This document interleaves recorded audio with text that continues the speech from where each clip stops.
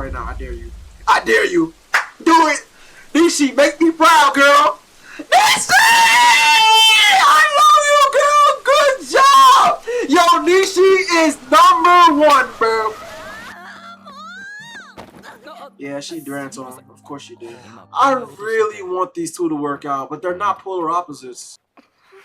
You like him. It's over with. You and I are polar opposites. Season 2, episode 8 was absolutely cool, okay? It wasn't too crazy. It was very calm, but I loved it too, alright? So, guys, we got Yamada here, right? Yamada's supposed to be going to Deca Park. I guess he's supposed to be going out having fun with Nishi, right? I guess it's their next date. That's what he's supposed to be doing. And we get to meet Yamada's sister. Her name is Kiko. She's the second daughter of the Yamada family. They both have an elder sister, right? So yeah, so they're both kind of communicating here, talking about what they're supposed to be doing today, right?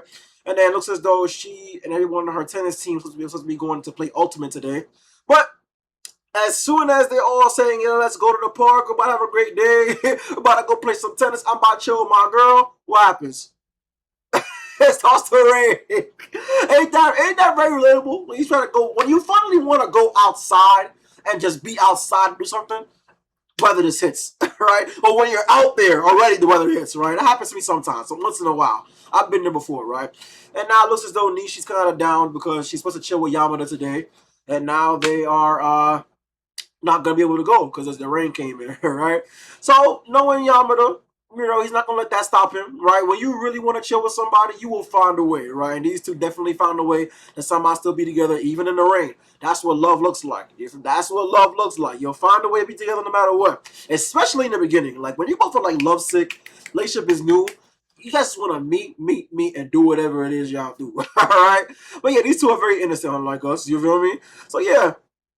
So, it's funny, right here was very heartwarming. So Nishi still has a tendency to like think things in her mind, and Yamada is the person that kind of just blurt it out, right? So it's funny, exactly what Nishi was thinking right here of, I still glad to be able to spend time with you. He just comes out and just says it right to her face, right? So when you love somebody, you make it work, man. When you really want to spend time with somebody, it'll show. Trust me. Rain won't be that much of an issue. Aww. He actually went up and said it. Whatever she's thinking, goes out and says it, right? So again, Nishi still has that, I don't want to call it a problem, because that's like a personality thing. I know you can really do about that. But I hope Nishi tends to learn off of Yamada in a way, just blurt out and just say how she feels. Is that going to be something that she does? Probably not. It doesn't really fit her character, right? But she's made a long way. So I'm not surprised if she'll be able to get to that point. Maybe she will, right? And she definitely impressed me in this episode yet again, which I'll get to later on, right? So, yeah. So they're both kind of just chilling, having a good time. Nishi makes the move to hold his hand. I love to see that. Again, she's showing development of her character, right? And then she asks a bigger question. She says, is anyone at your place today? Oh, yo, is anyone at your place today? Okay, Nishi. You're getting a little bit too grown for me. Slow down a little bit. Nah, she speed up today. Speed up. Yo, like Nishi, like, yo, girl, you better slow the hell down, bro. You're getting a little bit too fast. You learning too fast. You feel me? But I'm so proud of her, bro. She's making the steps forward to not be shy and just say what she wants to do, right? So yeah. So, and sometimes she feels embarrassed after saying it, but she says it. That's one step forward. You feel me? You're almost there. You're halfway there. All you gotta do is just live in it. You feel me? Just accept it what you did. Yeah, I asked that. So what? Right? Yeah, man. But okay, so she ends up going to the Yamada's house, and she ends up meeting the family, right? And as always, like all of the families we've seen in this anime, they accept her quite nicely, right? So the same treatment, not the same treatment, but Suzuki got treated very nice by Tani's family, right? And now Nishi's getting that same treatment from Yamada's family. So yeah. I love to see that. The mom and the sister are pretty cool, man. They're lovable souls, right? And they're basically saying, they wish that the elder sister could be here to kind of see Yamada be with his lady friend, right? So that's pretty cool. You already know family's gonna tease you whenever you bring your girl or your man to your house. That's how it is. You feel me? Or your partner, right? So yeah. So it looks as though she got the green light to go up to his room, right? And again, his room is very spiffy, right? She made sure to clean up the room, and it's all It's all tidy, right? Again, in Japan, when people are coming over, there's a certain standard that's over there, man. I love that. I went to Anime Con this weekend on Friday and Saturday that just passed, and I got to go to a panel called Life in Japan.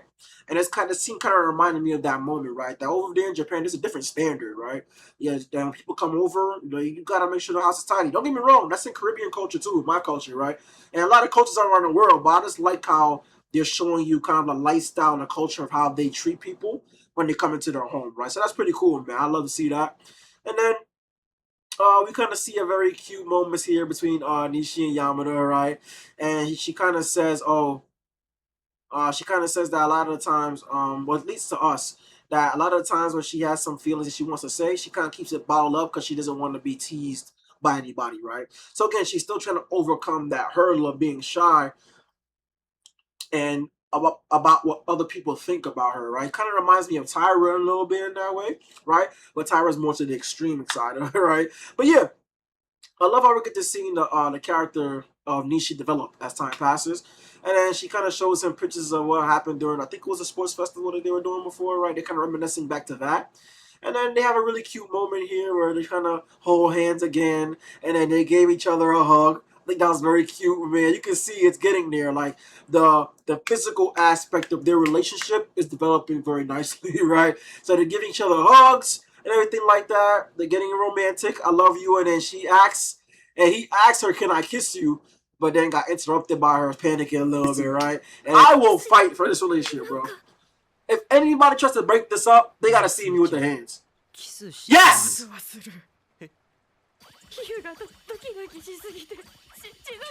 あれませる. she really, she just went into full panic mode, right? And then she kind of runs it back and says, "Wait, did you just say you want to kiss me?" Right? And then he was like, "Don't say that now." He really kind of made it weird, right? So yeah, so they end up playing games, which is always great, yo. If your girl wants to play games with you, that is always a vibe. You feel me? Like you keep her around. Like she's willing to do things that he wants to do. I believe vice versa, right? Because Yamada is very flexible in his character. So I love to see that. These two are a great couple. They're my favorite couple. And what solidified it even more is that Nishi says right here that she wishes she can convey her feelings to him as they are instead of kind of hiding it and kind of taking it back in a way and being embarrassed. But she did something here again that really made me see that she's stepping up as a character. She wants to kiss him, and she went out of her way and initiated the kiss. Do it right now. I dare you. I dare you. Do it. Nishi, make me proud, girl. Nishi! I love you, girl. Good job. Yo, Nishi is #1, bro. That's absolutely beautiful, man. I'm so touched by these two. I just wish every couple could experience a love life kind of like how this is, right? Again, both of the characters have their flaws, right? We've seen them. That's been presented to us and pushed in our face since season 1. But you can see how they're making each other better. The people around them are kind of making them better, and now their relationship is also getting better as well. So I love that, man. I love to see that. And guys, please go out there and support people. If you see this in real life, support relationships like this. We want to see more of this, right? So yeah, man, and she feels all nervous giving him a kiss, right? But then you can see there's genuine love there, right? So yeah, now we're going into the Suzuki and Tani arc of the episode, right? You can see the structure of the episode. It's mostly Nishi Yamada first, Suzuki and Tani second, and Tyra and Asuma third. That is the way I have the couples in my range. That's my list of how it goes. So I like how the episode does that too as well. Just showing me that I'm right. Nishi Yamada is #1. You feel me? But yeah. So now getting to this now, right? So now Suzuki, last episode she was worried of how Tani might view her truly, right? And how everything's kind of changing around them. They're becoming third years. Exams are coming up for college, everything like that. Now we're kind of seeing here Suzuki worry about her future and her career and like where does she see her career going, right? She kind of thinks everybody around is kind of moving past her. She thinks everybody has an idea of what they want to do when they get older, right? But, she just kind of just in her own head. And 2 episodes in a row. Not really that normal for Suzuki. Like, not really, at least we don't see it. Now we're getting it thrown in our faces, like, what she's really thinking about, right? So that's cool. So, man, I love seeing that, but she got nothing to worry about, man. Again, talking about what you want to be when you grow up, no one really knows what they want to be going into college. I would probably say like 20% of people know what they want to do with their career going into college. They kind of figure it out during college or even as late as the end of college. Some people don't even know what they want to do until they get their degree. Right? So again, nothing to worry about here, Suzuki. You are perfectly fine. She's chill. She's just going through the steps of life, being a high schooler and getting towards the end of high school. That's pretty cool. And then yeah, now we're seeing Tani, right? And they're all kind of going through the trials, tribulations of what they kind of want to be as college exams and the college. I guess in Japan, you have to let them know what college you kind of want to go to in advance before taking the college exams. I'm pretty sure that's how it goes. So they're kind of going through that kind of trial right now in school, right? So yeah, and then it looks as though Suzuki and Tani are kind of always their communication is very good, right? So they don't mind telling each other how they feel at all, unlike Anishi and Yamada sometimes, right? So yeah, they're just kind of hoping for the best moving forward, right? So she's kind of just hoping that as people around her are progressing, hopefully she can progress too as a character in her career path, right? And then she's just enjoying the time that she has now being with Tani, right? I think 私ね、みんなみたいに将来の夢とかなりたいものとか特になくてさ。けどそんな自分だからこそ逆になるべく先の選択肢を増やすために大学に行きたいって思ってるんだけど。そんな感じでもいいのかな? Right? I think that's kind of the breakdown of this whole thing. Like, what is going to happen when these people are graduating, right? Or when they graduate. But right now, everyone's kind of just going with the flow of what's going on in school until that time comes, right? It's kind of like a bittersweet feeling. You ever that feeling when you're leaving school, right? Like, damn. Like just yesterday we were first years, and now we gotta decide how our lives are gonna go. We're about to be 18, about to be legal, right? That's how it goes. Like, so yeah, man. And then they kind of just want to confirm with each other again that they're kind of going down the right path here, and that everything will be okay for them career wise moving forward, right? So that's cool. And then it's funny because Suzuki thinks Tani has it all figured out, but he actually doesn't. They both kind of have that. They both each think that they both have things figured out, but Suzuki doesn't understand that Tani has the same questions about life and the same anxiety and the same nervousness about things as she does. Okay, so even Tani is thinking about what he wants to do with his career. That's cool, man. That's nice. So if you get any people thinking about if we get at least Tani and Suzuki are thinking about what they want to do with their lives. That's very important. Because I understand she probably thinks Tani's a great student and that he's absolutely intelligent and he got it all figured out, but she couldn't be more wrong. Tani has feelings too as well and is feeling the same thing she's feeling. And I like how her story makes that be known to us, right? So that's pretty cool, man. Again, showing you this is truly a slice of life anime for sure. And now we're getting to the Azuma and Tyra part of the entire episode, right? So yeah. So they're both kind of sitting down here again, discussing what they want to do with their college career, right? What they want to do after they graduate, right? So it looks as though Tyra already knows what school he wants to go to, right? I think he said he wants to attend Ison Tao. I forgot the name of the school that he keeps saying. I'll think about it in a second. But yeah. So he's basically saying that he wants to get to college and make his way with as little help as possible from other people, including his parents. Obviously, the way Azuma feels about everything going on between her and Tyra right now, she doesn't want to hear Tyra say he wants to be reliant upon himself and not rely on anybody else. She doesn't want that right now. So she's making him kind of feel a little bad about saying that, right? It's like, oh, I was going to tell you something now, but since you got to all to yourself, since you got to all figure it out, I'm going to tell you shit. She's just being a little jealous or a little, you know how girls are, you know? She's like, oh, okay, if you don't need my help, then I'm going to tell you this now. Come on, sis. Stop. I want to get out of here while relying on my parents as little as possible. Yeah, he worked every freaking day. Damn. I was gonna tell you what days the study agreement with the community center is open. But I guess he wouldn't need to know. Damn, I don't need your help. Yeah. Oh, sis, stop trying to play. You know how you feel about him. Just let him know. Just let him know how you feel, right? But yeah. So now we get to see designated school recommendation program application. I believe that is okay, this is the school I kind of want to go to and what the major is, and you gotta put that into the school, right? So that's cool. So it looks as though here Tani kind of tells Tyra that he plans to go to the same school that he's going to for his own reasons, I guess. But Tyra here is making it a mission to kind of convince Tani to not just go to that school. Again, it's kind of making me think Tyra wants to be alone moving forward, doesn't really want to deal with the pressure of his friends being around him as he gets older. Again, kind of putting up that wall again, right? That's what Tyra does, put up that wall of not really acting like he doesn't really care or is kind of really anxious and nervous. So he doesn't want the pressure of his friends being around him in school again, right? Because he doesn't want to grow the fuck up, right? That's kind of what it is. So yeah, and then it looks as though Tyra and Honda have a very interesting conversation. Two people who kind of remind me of each other in a way, and the way they kind of deal with things. So I'm not surprised that they had this interaction in this episode, right? I don't even think they really talked to each other before this point.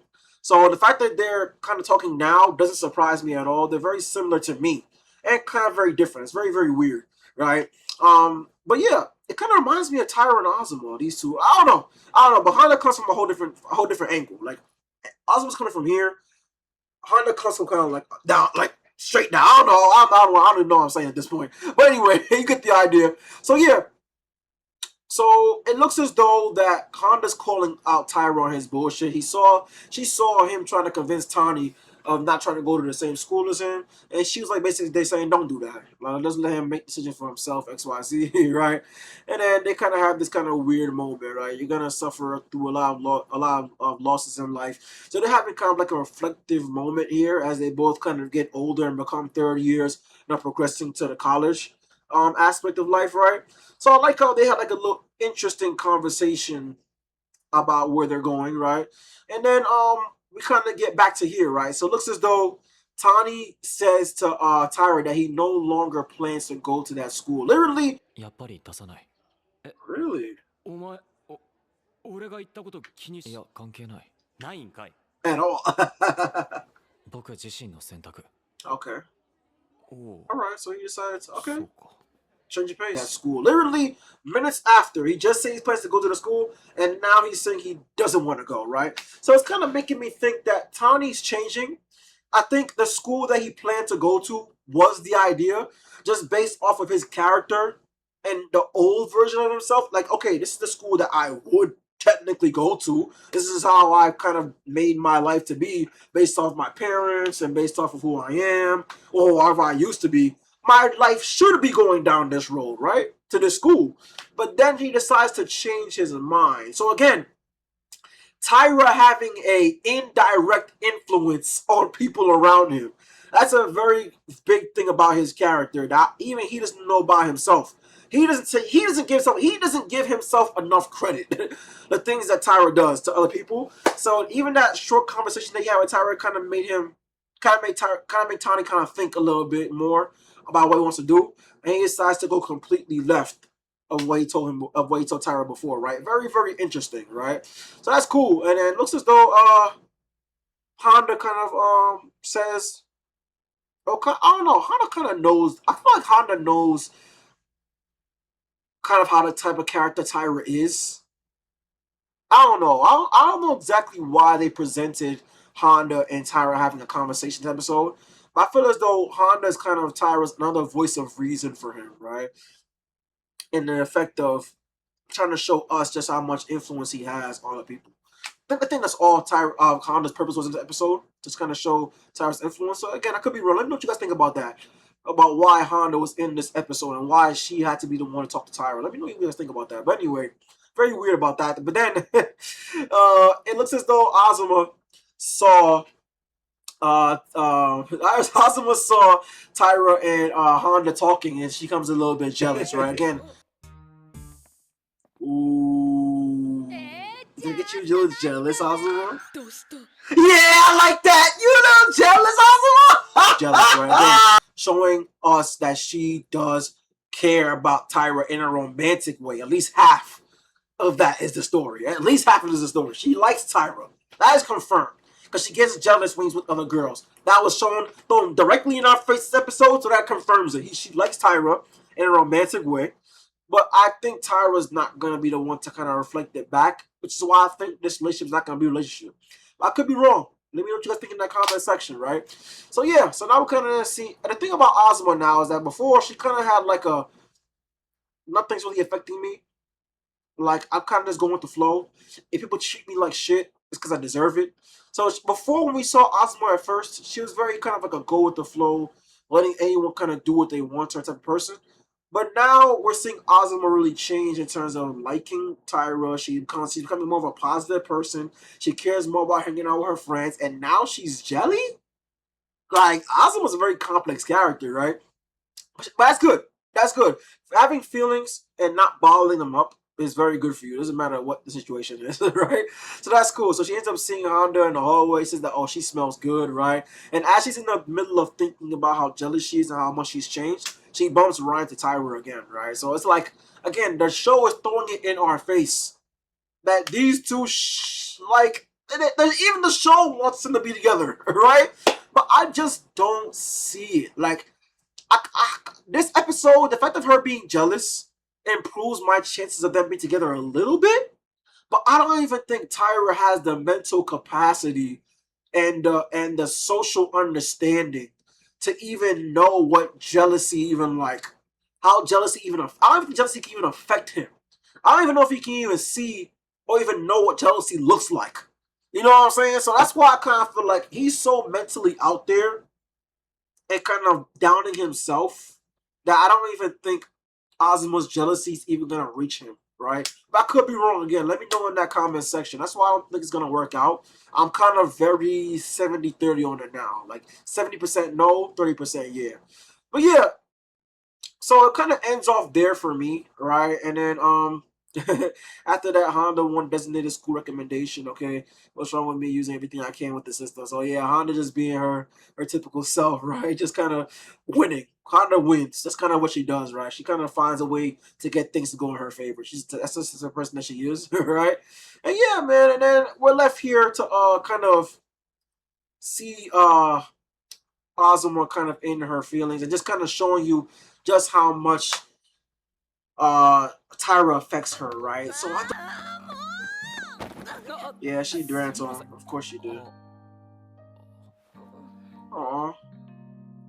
なんだ東か I really want these two to work out, but they're not polar opposites. 思考飛んだ You like him. It's over with, right? So I don't know, man. I hope it works out for her because Tyra's changing into the type of girl that I feel like deserves a man. She deserves someone to be with. But I don't know if Ozma has the capacity to even just reflect on those feelings and kind of give her those feelings in return. I don't think so. I don't see it. Let me know what you guys think about it in that comment section, man. I absolutely love this anime. It shows exactly how relationships can be in life, right? I just love the structure of the episode for me. Nishi Yamada, Suzuki and Tani, Tyra, and Ozma, man. I absolutely love it. And let me know what you guys think about it in that comment section, man. It's kind of like the structure of the anime and the episode is kind of like, here goes the great couple, where everything is clicking. Not really much doubt in terms of them being together, or just doubt in general. Then you have the Suzuki and Tani, who was an established, firm couple. I don't think they're going anywhere. They're very true. They're very firm. They communicate very well, and they're the main stars of the show. But there's doubt in there in terms of the future. Not so much so in the relationship, but in the future. And sometimes the future can affect the relationship. And then you have the two people who are really not sure. They're not even together. Like they're still kind of working on it, right? So I kind of like the structure of how this whole episode is going and how all these episodes are going. Let me put it like that, right? But guys, thank you guys so much for the vibe, man. Absolutely love this episode. Very complex. You really gotta break it down to understand what's going on. But it's not my favorite episode, but I love that Nishi Yamada kiss. It was so cute. Oh my gosh, Nishi.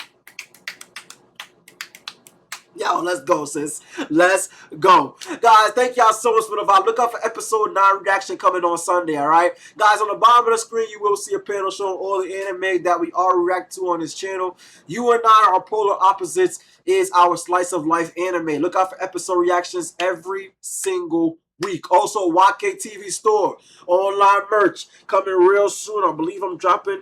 I believe I'm gonna make the. I'm gonna drop the website. I think the store's opening on Saturday. I am shooting for Saturday. If it doesn't happen on Saturday, That's Sunday for sure. For sure. All right. So let me know what you guys think about that. And let me know, hey, spreading positivity and confidence with a style powered by you. That's the motto of the show, right? Spreading positivity and inspiring the world, leading the way, right? Also, do not forget to follow me on my social media for YKTV updates and edits. The link to my socials are in the description. Do not forget to share, like, comment, subscribe, know the vibe, and don't forget the motto, guys. Don't forget to live, laugh, love, and enjoy life, all right? Take care, y'all. Peace.